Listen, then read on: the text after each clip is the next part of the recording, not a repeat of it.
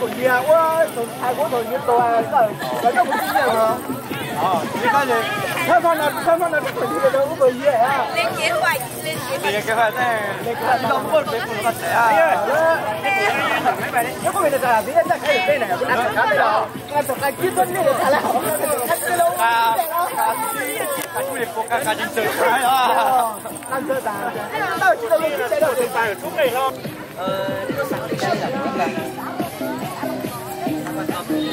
Bạn ơi, bạn bị sửa.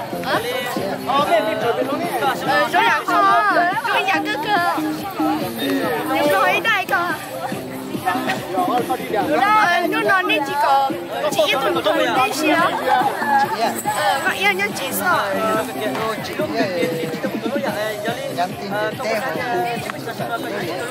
Giờ thì cũng xin nó như chơi sơ thì chúng ta nghĩ là chỉ sợ.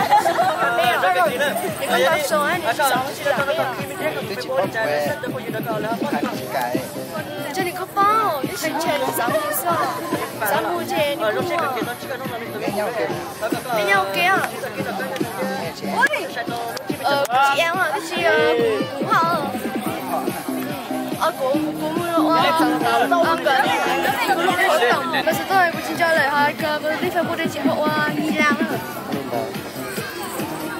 nhưng cũng sáng sớm lúc về tức là người chết rồi đi tìm anh không biết rồi mà hôm nay em lên trên đấy chả có một đứa con trai nào toàn là con gái rồi như em nói là con trai thời đây ít hơn con gái thì người ta mới chứng minh là sang 2020 này con gái sẽ có rất nhiều đa số nhưng mà em thấy thì trên này thì có con trai ít thôi đúng rồi chỗ của mình có con trai đâu còn khu này thì trai nói chung là trai nhiều lắm gái thì nó ít lắm ở đây ít trai nhưng mà chỗ anh nhiều trai lắm vậy à em cũng muốn săn đó lắm nha hôm nào bảo anh Thanh mình lên trên đấy mình đi diễn kia mấy cái tập phim nhỉ đúng không anh rảnh thì anh lên xong anh thì sẽ rảnh thôi nếu đi được con ta xuống à ô chị Phi biết tụi nó đang đây à Phi cơ Phi cơ cháu như chị Phi đó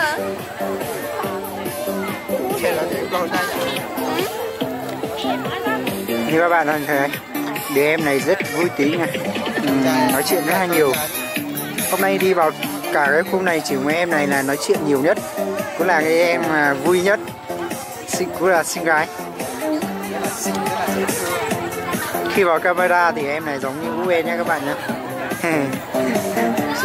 nhưng hôm nay thì trông cứ giống như là phải qua Photoshop thì mới giống nữa bởi vì ngoài đời không thể giống nó thật với Vũ Em được chỉ có Canada là nó sẽ giống được nha các bạn nhé đây là một thiếu nữ rất là xinh gái ở Vân Hồ Sơn La nhé mọi người nhé khi nào các bạn có dịch vào đây thì các bạn có thể hỏi mình sẽ đưa các bạn đi gặp và tâm sự cùng em này khả năng là các bạn không có cái thời gian để tâm sự với em này thôi em này có thể là tâm sự cả ngày cũng có thể là ok được các bạn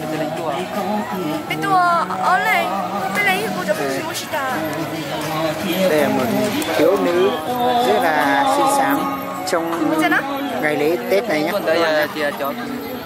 đây là các bạn là từ xa đến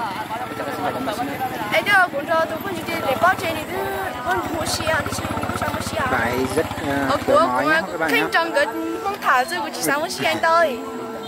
mới tưởng là em đấy không học hết thôi nếu cả học thì chắc có khi là em này rất siêu luôn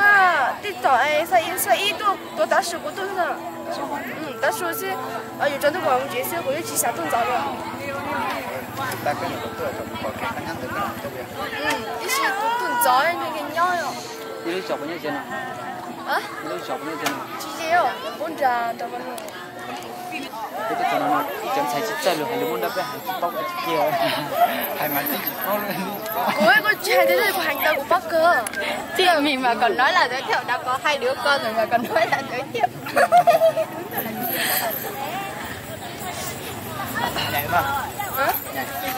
Ngày á? Thì anh đông người quá, ngày đi. Này, ngày đi. Đông người quá. nhảy được mà em. Đông hơn họ xem cho nó một cái Tết nữa, nói chung một cái Tết này mà chả có hứng thú gì cả. Nhưng mà ăn cái gì? Nhưng mà tao cái gì? Tôi nhớ là điều đó là thôi nó không sao đâu, uống thử máy rồi. Đi ta biết đi xem mà. Em blue mặt trời thì mua à, linh linh chúng mình chơi mặt thơm mẹ à. Nhưng mà nhảy mày nhảy khác còn làm nhảy khác nhảy. Không, nhảy nó một kiểu rồi. Đó. Ồ, bên đó như lúa 2 tuổi. Như lúa bao nhiêu? Như lúa 9 tuổi. Như tôi nó bao nhiêu đó là như tôi 9 tuổi. Để đi hỗ trợ nhà thế nào? Thôi. Có nhắn tin không? Biết gì? Biết sao? Có nhắn tin nhau. Đó. Tôi bị Cứng gậy sẽ học thích ra thì đâu thích thôi. Đó là dịp thông vui lớn lên trên này đi, các em trai ơi. Anh hỏi đi để em giới thiệu cho. Xin chào bạn, bạn tên gì nhỉ? Mình tên là Bà Danh. Gì đó? Không Bà Danh ạ. Bà Danh đó. Bạn đến từ đâu? Em từ Vân Hồ. Đến từ Vân Hồ, bạn ở bản nào? Bát Trẻ. Bát Trẻ mùa đó, Bát Trẻ 2? Bát Trẻ 1. Bát Trẻ 1 à? Bạn họ gì nhỉ? Họ mua. Hôm nay mình thấy thời tiết khá ủng hộ và bạn là người Rực rỡ ở đây. rực rỡ nhất đây ấy. Mình cũng không hiểu lắm. Bạn là người đẹp. Ôi giời ơi, không phải đâu.